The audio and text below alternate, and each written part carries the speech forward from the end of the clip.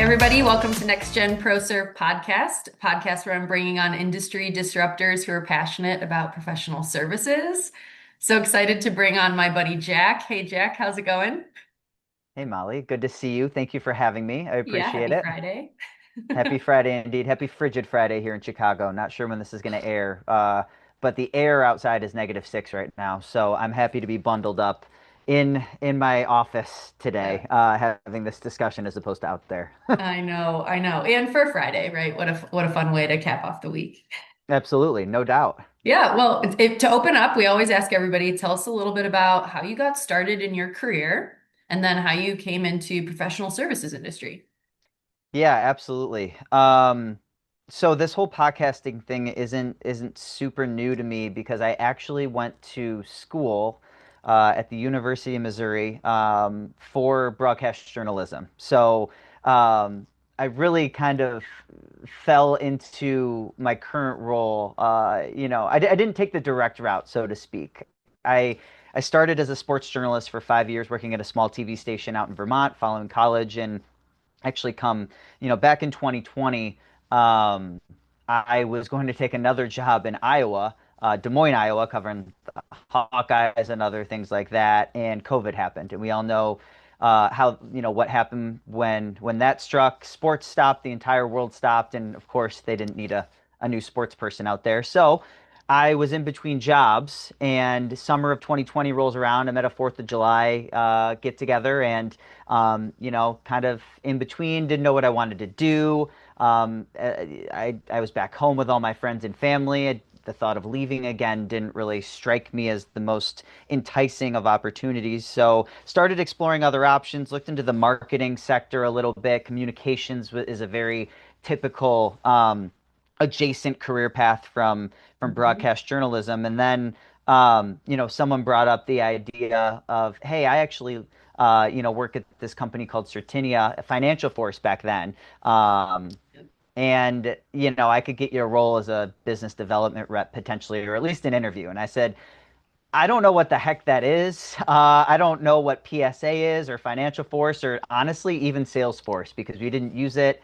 It Yep. wasn't a part of my college career or my previous career in journalism. So I didn't really know anything about it. And I took kind of a leap of faith, jumped into my first interview. And, a month later, I was sitting as a business development rep here at Certinia in August of 2020. Obviously, we're here in January of 2026 now, still with the company, gone through a number of different titles and role changes. I've essentially worn every hat here at Certinia, in the ladder all the way up until not quite, at the RVP level or anything yet, but business development rep, customer account manager, net new account executive, customer account executive.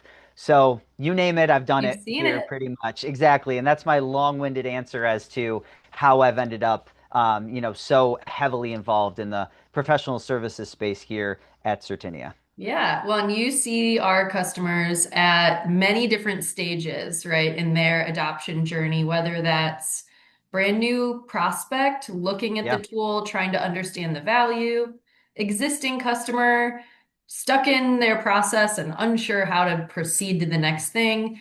And then some of our most mature early adopters that are asking about what's the latest release of Certinia or brand new product that I can add on and expand. So, sure. think we're gonna have fun today talking about the different types of people that you meet Yeah. and kind of their persona, why buy, why and how do you engage with them best. And for a lot of listeners who are early in their careers and thinking about how to jump into this industry, I think you can even shed some light on career path in this industry as well.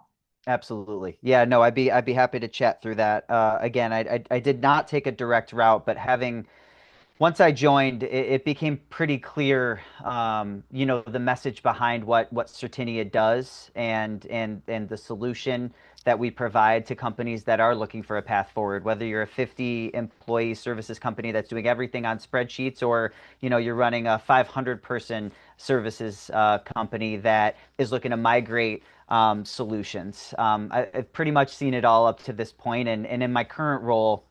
I am working and dedicated solely to our customer base from the smallest mid-market customers all the way up to 2,000 employees. So have about 220 customers that I work with on a very close basis, just to make sure that they're supported, working with them on their strategic goals.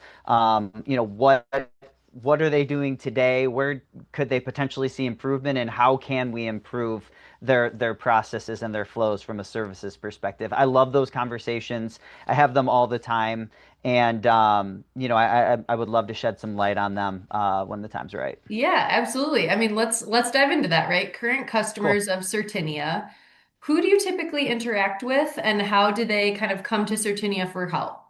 Yeah, absolutely. So, for those unaware as to what Certinia is and does, right, we are a professional services automation solution built natively on the Salesforce platform. So, what a lot of my interactions are either with directly, people that head up a project management department, a PMO at a services company, or sometimes I'm working a lot with their Salesforce admins, right? The people who are going in and actually fine-tuning the solution, trying to optimize it for their services department, whether that's a consulting firm or whether, they're a SaaS company doing implementations of that software. Mhm. So really those are the main people that I'm working with. Of course, there are some, CFOs, that COOs, people in operations. Really, services is an umbrella. There can be so many things that fall underneath that services umbrella, right? So each company has it built a little bit differently from a roles perspective, but Mhm. um, typically, it's really that director of professional services. It's someone on the finance side Yeah. that, wants to know the dollars and the cents behind their services business. The analytics and reporting is always such a big thing. That's a very, very common theme that I hear. And then, of course, from the admin side, every company most of the time has a dedicated Salesforce admin, and I love getting to know them, getting to know what drives them, and how their job, from a day-to-day basis, what makes up their day-to-day. Yeah, yeah. I mean, how much of the conversation is people, process, strategy? I mean, when people come to you for support and they're looking to optimize their existing business process, how often is it more of a people problem where it's, I don't know if I have the right people doing these Sure. types of tasks, or I'm not sure if we're using the system correctly and it's a training thing, compared to how much tech debt are you seeing out there today? People who need to upgrade their Salesforce and Certinia because they've been on the platform for so long and maybe they've just outgrown it a little bit and need to upgrade and Sure. relook at how their automation is set up. Like, what kind of blend are you seeing for people, process, system? I always like to say in these conversations, that the Salesforce platform or enterprise grade solutions as a whole are a living, breathing organism that needs tending to consistently. It's not something that you can just put in the corner and leave there and then come back to it in a year and expect everything to be going well. You need to maintain it, you need to optimize it, and you need to upgrade it. And thankfully, Certinia and Salesforce both release three major upgrades a year. Our recommendation is doing at least one per year, right? One major upgrade. You and the OpMentors team sometimes help our customer base with that, with Yep. upgrades and optimization. But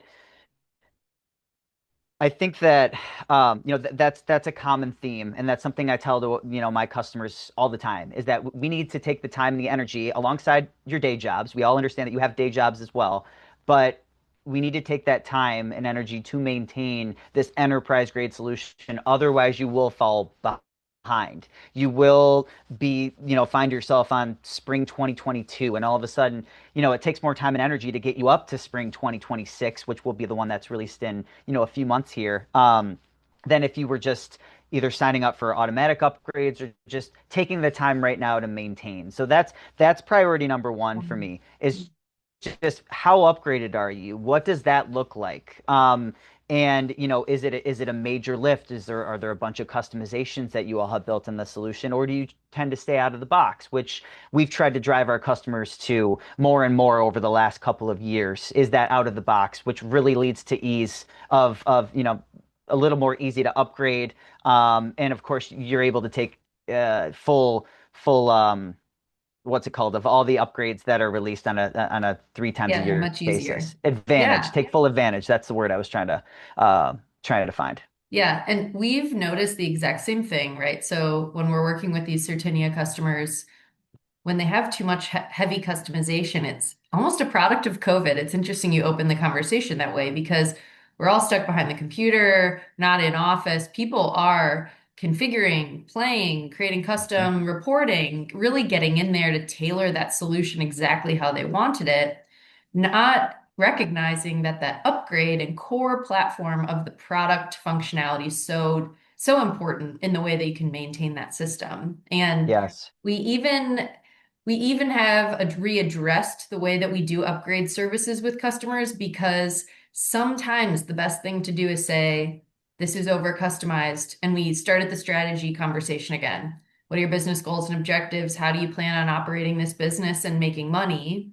Yep. And have we over personalized the system so you need to get back to the core function? And it Sure. really opens up more of a strategic operations discussion, not just a system one. Yeah, no, absolutely. I think the first thing that one of the first things I address with my customers when we're meeting for the first time or whatnot is what does your adoption of the solution look like right now? What are the gaps that you're experiencing? What problems are you facing? I want to get a holistic view of how they're using the solution today and how it's intended to be used so that we can develop a roadmap to getting to that point, right? Whether that's adopting another solution like Services Estimator to level on top of PSA because you're having issues with quoting and there's disjointed and disconnected systems, or if it just comes down to a configuration issue where you can bring in a technical resource to really dissect what's going on behind the scenes, offer best practices, and then get them on the path towards success. A lot of the time I've found in these conversations with customers is that the product is built to do what they're looking for. They're just either not configured correctly or there's something behind the scenes that was set up incorrectly, even, with potentially a previous regime that implemented the solution, right? So everything is there. It's just getting them to the point of being able to fully utilize the solution. Yeah, Not yeah. everybody Well, is and using Certinia to its fullest. There's no doubt it, about no, it. I'm Or so with any you enterprise because grade solution. it's like look at even your career path, right? Like having no experience to then day one at Certinia, and now years later, you Yeah. know the bread and butter of the entire solution, beginning to end, and where and when you need to start using it. And when our customers are brand new, they want that knowledge so deeply, so quickly. And Yes. it truly is you need to be invested in learning your technology and your business process and maturing over time because you're going to learn year over year and get a little bit better every single year. And I just think that's really interesting with the new maturity models that Certinia has come up with this last calendar year. It's recognizing that like adopt core, do the release upgrades, and Yep. take advantage of those upgrades and just mature with the core functionality because the product is really off to the running with brand new features and staying up to date with the industry's, best Absolutely. practices. Yeah. I will say, it is, especially when you kind of get up into the upper mid-market space, sometimes you're working, some of our customers have both professional services and FM cloud on the back, financial management cloud. So you are potentially working with two different departments with different priorities year over year. So sometimes it's hard to get those priorities to align towards a singular path forward. Those are some of the more difficult conversations, right? Because like I said earlier, everyone has a day job alongside trying to maintain a Certinia or another enterprise grade solution. And I'm aware of that. So my favorite customers are the ones that are able to buy into what we're doing and where they can take their Certinia journey and then spending however much time they need to really align with us and get, multiple departments and coordinate those on the same path. And that's so much easier said than done. But it helps to have partners like you guys in that conversation to help develop that roadmap. And the maturity models is another thing that we introduced, somewhat recently, that have been a nice North Star for us to follow, in these conversations alongside either a Certinia CSM internally or, a partner like you guys. You guys are here as a customer right now. You're at a 2 out of 5. Here's what a 5 out of 5 look like. Is this even where you guys want to be, or is a 4 enough? And then what are the steps it takes to get there? The fun Yeah, part those are is the best. actually, Those are the best yeah, projects, right? When we do that yes, exercise and say, "Where are you today?" and "How can we get you where you need to be?" And it's usually a combination of quick wins because we have an administrator who's yes, like, "I have some users that are really asking for these things, and I don't know if they're a small project for me to just make this upgrade or change this field or layout." And we hmm usually help them with quick win and the long-term strategy, all in the same breath because there's sure. dependencies. It's important to get those quick wins, honestly, too, for a lot of the time we're working with people that do need to report up to the executive level, and and executives like to see tangible progress, reportable progress, whether that's a report that hasn't been built that's been outstanding, for a long time. That could only take a couple of hours of work, but just getting that done and then being able to go to the execs and say, here's our tangible progress. Look at, what we're able to do outside of Certinia. This is what we can do here now when we used to have to do this manually over here, Mhm. right? Those quick wins are so big in terms of getting buy-in for exactly what I was referring to earlier of multiple departments. Because once we start really hitting some of those, it's all Mhm. systems go, and that's when it starts to get really fun. Yeah, yeah. Well, talk to me about some quick wins. What's on the roadmap? What have you seen that are new AI features coming within the Certinia platform that are those quick wins that are addressing some of the users' feedback that they're excited to see soon? Well, everyone knows that the hottest thing on planet Earth right now is AI, and every conversation, or I'd say 80% of conversations with my customers, it'll come up at the end like, "Hey, my execs are asking what we're doing with AI, right? Yep. Right? And we want to know, Certinia, our customers spend a large chunk of time and are invested in us, and they want to know what we're doing. From an agent perspective, following in the footsteps of Salesforce and Agentforce, and then from a Gen AI perspective, et cetera. So some of the really really cool things that I've seen our product team work on recently are again leveraging Agentforce to build Certinia specific agents to help different roles using Certinia in their day-to-day jobs. For example, the resource management agent is a really good one that is actually an early adopter right now. Hopefully will be coming GA in 2026 in the very near future, which will be incredibly fun to witness. But the resource management agent, for example, resource manager logs in. This person unexpectedly had to take some time off for the next couple of weeks. They had, an emergency, and we need someone to fill all of their hours on projects that are ongoing. So you go in and you open up Agent Force and the resource management agent. You say, bring up all of Sally's current tasks and projects that she's on and find me a suitable replacement.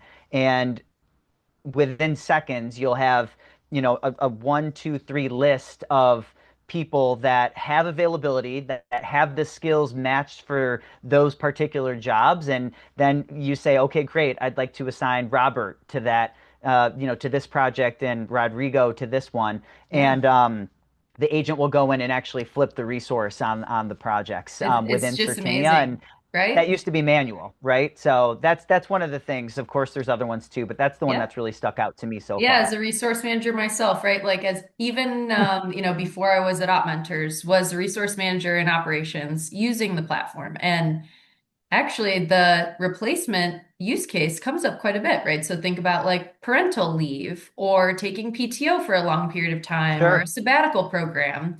These are very real use cases in professional services that aren't just like the ad hoc. Maybe it's I was tragically in a car accident and taking short-term leave, which you can't really predict. But some of No, these, they're very predictable things, right? So if you, as a female, you might be putting in leave and it's scheduled up ahead. And so you can work with this sure. agent really quickly and say, I'm planning ahead for the future. I see this coming. So it's both at that time of need and immediate, but then also really proactive, which is really cool to see.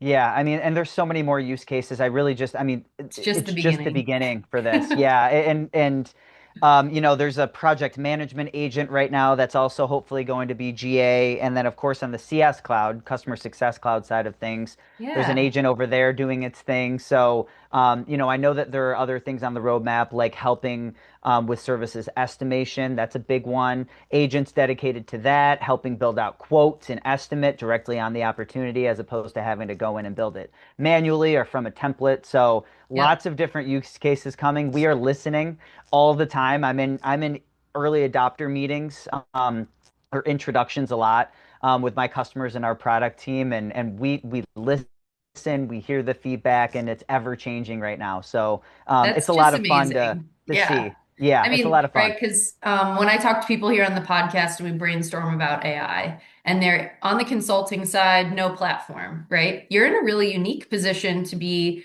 in services on the platform side in a SaaS company Sure. where you have those early adopter programs. You're already testing out, proving out AI functionality within the platform that's going to be basically future-proof's probably not the right word because we're just not there yet, but at least tried and true, right? This use case, tried and true. And when it's ready to come out, there will have been this user adoption group and champions of what's being tested and rolled out. So, yeah, we're big perpetuants of focus on being AI ready, upgrade this year in 2026.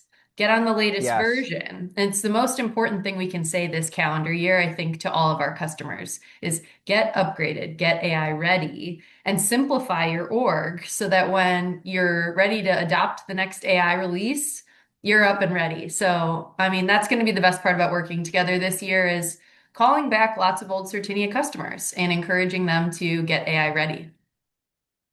Yeah, I mean, like I said, every executive at savvy companies is taking a look at their tech stack Cool. and asking the questions from their users as to what is this solution doing in this space. And if you're able to come back and say, you know, this solution is doing X, Y, and Z, we need to spend the resources and the time getting upgraded because of that. That will put you ahead of the curve so your competitors aren't doing that before you are and taking advantage of all of these things, saving time, money, resources, whatever that may be. Yeah, yeah, for sure. And I think where it's going to get really interesting in, level up and go whole industry, all of consulting, all professional services, kind of agnostic to whether you're a Salesforce or a HubSpot, or if you're Atlassian Jira or your Slack shop and you're really focused just on consulting there's going to be this element of agents within all these different platforms. And then Hmm. as the human, how do I interact with my platforms and where do I log in and spend my day? And I love that within the Certinia context, log into Certinia, interact with your agents, but you guys are already designing an experience that's within the context of the tool. And then there's Hmm. going to be this whole other layer where it's like, you wake up and interact with your agent that tells you what to do all day and that may sit at a Sure. different layer. It might be within your email. It's going to be interesting to see how everything plays out and where do you do your job, where do you log in, how does everything interact, because everyone's facing the I'd love to AI have an wave. agent. Yeah, I'd love to have an agent tell me exactly as soon as I wake up what's going on today, what Yep. I should when I should brush my teeth, maybe the workout I should be doing, and then once I sit down for my day job, you know, the emails that are most pressing to me that I need to attend to, having it go through and list out, you know, in order of least critical to most critical, the Yeah. ones that are, you know, the longest outstanding or we're waiting on a response, like those sorts of things will be incredibly helpful. Hmm. Um, yeah, I think that that whole wave is not too far off from us, really, where it's listing out and assisting in a day-to-day role. And I welcome that, right? I use AI and you know, the Chat GPTs, Geminis of the world every day in Hmm. my role today. But you know, it really it's more of a I come to them. I have to go to that counter and order when I need, and then it spits something out at me that's helpful. Whereas I think in the future it will be more proactive and tailored and dedicated to your specific role and Yeah. helping shape your actual day to day. And that's not that far off, which is kind of scary. Yeah. Well, and that's the piece where it's very fun to dream and ask people, Sure. what would you do if you never touched the keyboard? And that's why the podcast has been so great talking to kind of this next gen, people who have 10 to 20 years of experience and have seen some manual process, some spreadsheet things that they used to do. Now they're in system, now there's an agent. Yep. And my next question is, can you imagine if you show up to work every day just yourself? Strategy, thought leadership, critical thinking, brainstorming. And then your agent, your sidekick, is executing all the things that you basically have done already, but then formalizing it in documents or the old traditional way. And Sure. one of the best things I love to ask, and it's kind of it gets under consultant's skin, and so I'm curious how you'll respond, is, is T&M dead? Because Oh, wow. clients Yeah. in professional services, they want to know, where are you spending time on internal discussion and strategy? When are you logging in and executing hands-on keyboard? How much time are you spending in meetings? And we give our customers a big status report that says, here are all the hours in the project plan, and we hit our outcome.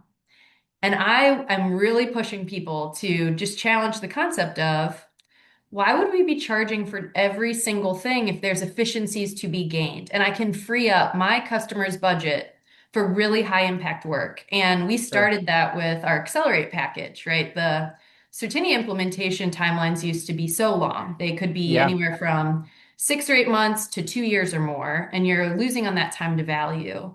And so we added that intelligence up front inside our go live and launch planning program. So now customers are getting live now in about 90 days.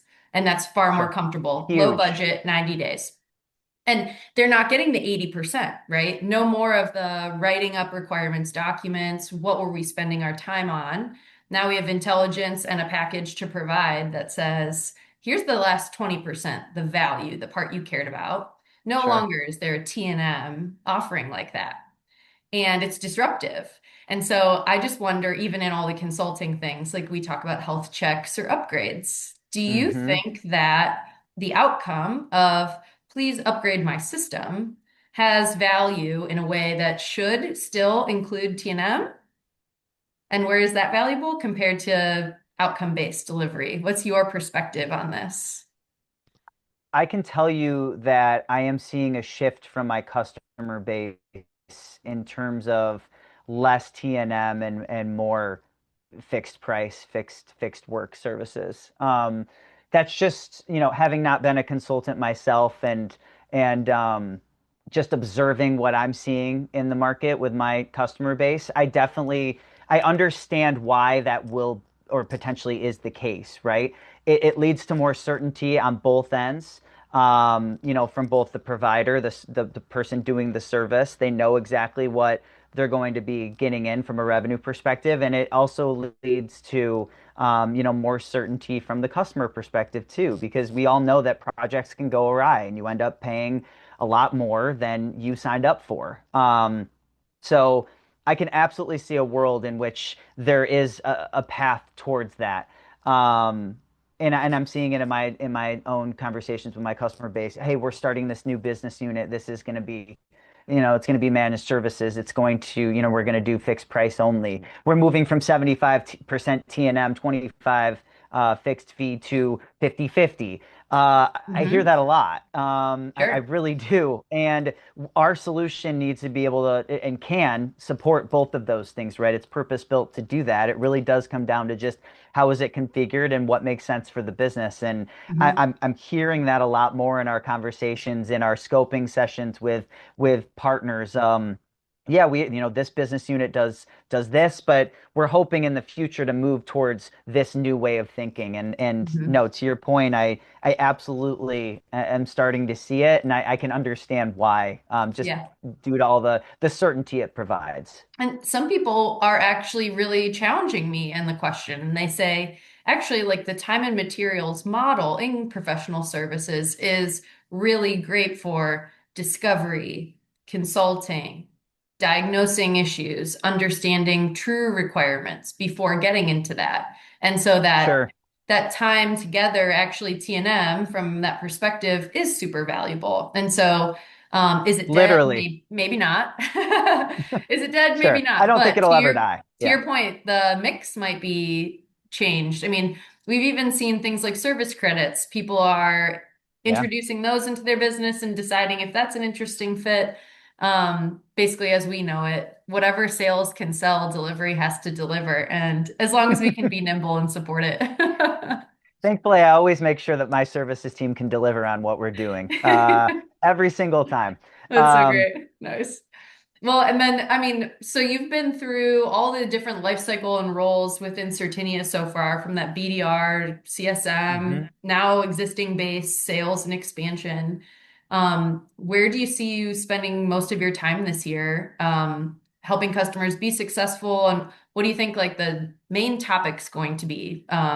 Number one need of your customers, and how do you think you'll address it? Yeah, that's a really good question. I'll tell you what I noticed in 2025 or the majority of the conversations I was involved in from an expansion perspective. I think that that's, because really the number one thing is just going to be strategic growth goals. Like, is it M&A? Are we looking to acquire companies this year? If so, how do I best support you? Is the system built that way right now, or do we need to chart a path towards being able to support that expansion? That's always one. It's all the conversation with my customer base or customers of Certinia are always going to be optimization. It's going to be that maturity. That's just the underlying number one topic. But from an expansion perspective, 2025 was the year of services estimator. With my customer base, I noticed that a lot of them purchased PSA in like 2020 through 2022, Okay. and Services Estimator became generally available in 2021 late. So it was really young and kind of immature at that point. And a lot of my customers had reached the point in their journey or as companies that they had grown to where they were kind of outgrowing their original implementation and were searching for other ways to help drive their exponential growth that they were expecting in 2026 and beyond. So a lot of conversations centered around how do we support that growth, and a lot of the time that led to, okay, we run our sales team uses Salesforce, and then we quote off platform, and then somehow, some way, all that information needs to get into Certinia, right? So there was that gap, and I feel like Estimator really bridged that gap. I had a number of conversations with customers that were really interested in it, and that was what I saw in 2025. I think this year it's going to be a lot of that, but as we already alluded to, it's going to be when our agents become generally available in spring of 2026 or beyond, whenever that may be. Um, I think it's going to take off like a rocket ship, and that's really going to be the driving force behind all my conversations this year. How do we leverage agents and AI to now optimize and support our aggressive growth goals as a company, as a Certinia customer? That's where I think the baseline will be for all the conversations in this space in 2026. Okay. Yeah, very cool. And yeah, as we said, becoming AI ready and helping our customers even understand terminology and just the education Yeah. factors can be really interesting. So, yeah, throughout the year, if you need any help or we can brainstorm ways to educate customer base, that's why we're here. We love to support. So, I can't thank you enough Without a for doubt. I'm joining sure the we'll do podcast. webinars. Yeah, Yeah, absolutely. We'll do webinars, the webinars, things podcast. like that. Of course, absolutely. Always love partnering with you and the team. We have so many great things going on. We're very lucky to have incredible partners like Opmenters, in our ecosystem to help us take, help guide our customers to where they want to be to support their strategic growth and goals and expansion efforts and whatnot. So, very lucky to have resources like you guys, at arm's length here in my seat, and looking forward to kind of continuing that partnership here in the new year. Yeah, thank you so much. We really appreciate it, and we have the time of our life, right? It's all we focus on, and we just love the Certinia product. So it's so great Appreciate to it. have you on the podcast. Thanks so much for having me, Molly. It was a great conversation, and looking forward to the next time. Yeah, good luck this year. Appreciate it.